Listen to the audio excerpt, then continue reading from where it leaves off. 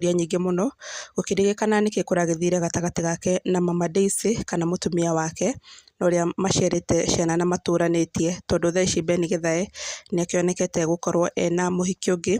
Ndeto ĩno yarĩkia gũkorwo ĩhithũrĩtio kũrĩa nenda-inĩ cia ũkinyanĩria nĩ Mathaa Wahinga, harĩa athiĩ na mbere na akorwo agĩkĩra mbica ici, akĩonania Ben Githae na mũhiki ũyũ, na akorwo agĩtarĩria mũhiki ũyũ erĩga gwĩka ũhiki 2 years ago, no na Githae nĩagĩthiĩte, no ĩndĩ marakĩoneka ũhiki ũcio nĩwagĩthirire, na rĩu makĩrĩkĩtie gũkorwo moyanĩte na Ben Githae, harĩa athiĩte na akauga, "It seems as though my chairman has finally found himself out of the market with a summer bunny, but myself, Ben and other Waimbajis attended Bilha's very big wedding in 2023 at Utalii Hotel.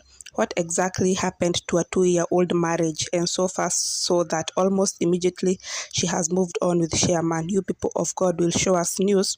You truly will show us news."